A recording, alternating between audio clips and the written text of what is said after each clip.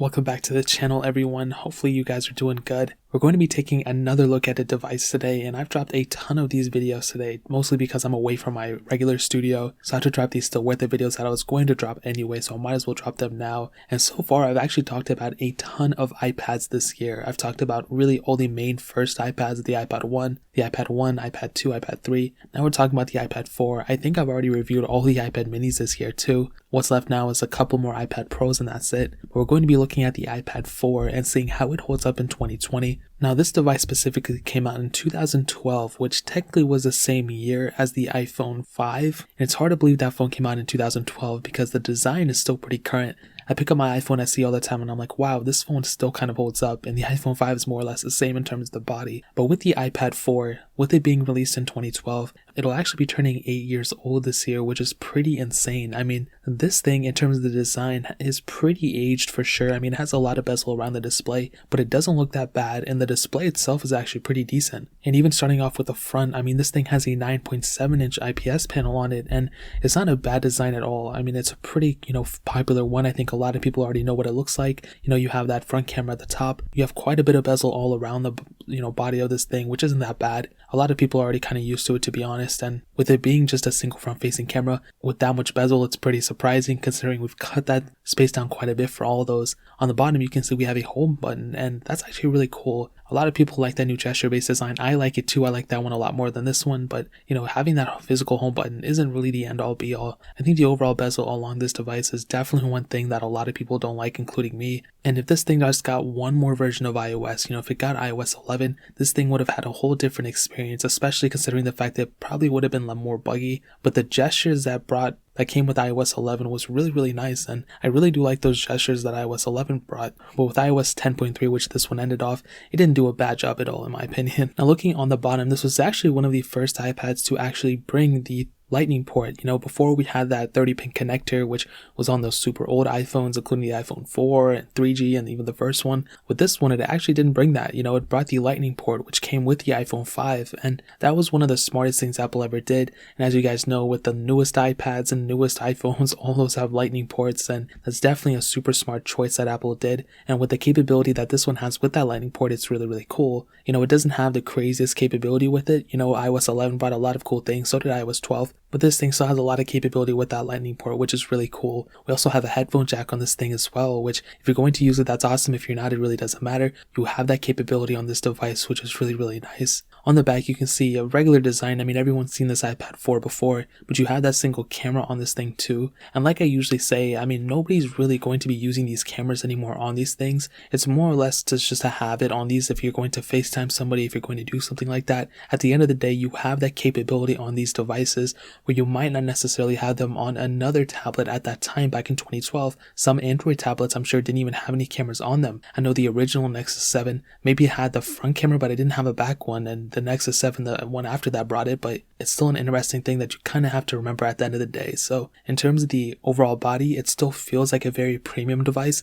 It doesn't feel like the best device though anymore, considering also the fact that it has all that bezel on the front. But for the most part, it's still pretty capable in terms of the way it looks for sure. So in terms of the design, I think I'll give it a thumbs up. It's definitely not a thumbs down, but it's definitely not wowing anybody, I don't think, anymore. Now moving on to the software, this thing came out in 2012, like I said. It started off with iOS 6, which was pretty much the most up-to-date version of software at that time, and then iOS 7 came out the year after, which was one of the biggest updates ever, and we are able to get iOS 10.3 on it, which if you consider it now, I mean, that's a super outdated version of software right now, especially, considering the fact that we're on iOS 13 right now and we have tons of cool features with that. iOS 14 is around the corner, but still, iOS 10 is pretty capable for the most part, even on an iPad. The main thing that dates it is just the UI, the way it looks, but other than that, it kind of still looks the same. I mean, even if you look at my thing on the video, it looks pretty good if you ask me. It doesn't seem super outdated, it doesn't seem super buggy. The thing with iOS 10 was that it came out right after iOS 9, and iOS 9 was pretty good. iOS 7 was super buggy, and it seems like every version of software after that was pretty much trying to play catch up and fix a lot of issues that the previous version of software brought.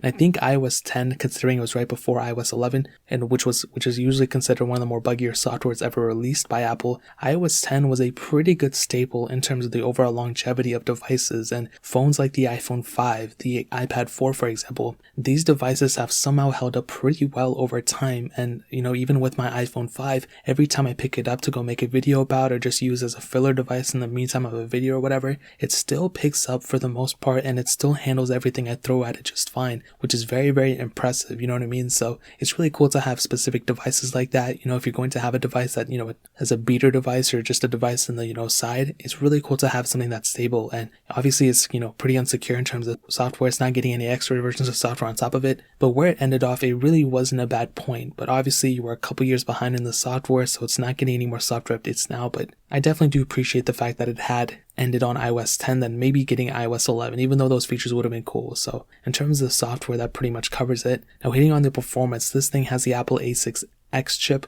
a dual-core CPU, and there were a couple different models of this thing, 4 different models, a 16, 32, 64, and 128 gig model, and all those models had 1 gigabyte of RAM. What I can tell you about the performance of this iPad is the fact that it stopped at iOS 10, it was kind of like a sweet spot of this device, because the performance and, the background processes, which iOS doesn't really need a lot of, but the demand of the apps and everything at that time, it really didn't require those many, performance heavy specs. You didn't need like 15 gigabytes of RAM or crazy Apple A10 chipset or anything like that at the time, which is probably more or less a better thing than a non-better thing. So for the most part, this iPad was able to do mostly everything you needed to do with it. It was faster than I thought, which was pretty surprising. It was kind of smooth, but once you start loading apps, once you start doing anything with it, that's when you start to notice this thing kind of, being bogged down and being much slower. It's definitely not the fastest thing in the world. And even at that time when it stopped on iOS 10, it wasn't even one of the fastest iPads. We had a ton of different iPads at the time. We had some of the iPad Pros were at the time too. And this iPad 4 was more or less just kind of a filler device at the time. And I think for the performance that it brought, I think it was definitely cool and everything, but in terms of the performance, I think it's definitely one of the more lackluster things about it. If you're going to use it as like a student and you're going to go and just fill in Word documents and this and that, I think it'll be able to handle it okay, but even then I have a hard time suggesting it, mostly because if you're taking notes, if you're writing papers or whatever, you're going to constantly be going from one app to the other, to the other, to the other, and because of that, this phone doesn't have those many specs like I stated, and it doesn't have like a crazy amount of power or anything, so because of that, you might run into an issue where apps are closing out in the background, and you definitely don't want to be in a position like that. So if you're a student, I wouldn't really look at this thing as a big performing device. If you need something for the time being, then I guess it's okay, but as a main device, I highly would not recommend it. Even if you want something as like a side iPad, I mean, you can do much better for, around the same price. So in terms of performance, I give it like a okay score. I don't give it like anything above average, in my opinion. So that pretty much covers it up there. Now hitting on the camera, like I said, this thing has a front camera and a back camera,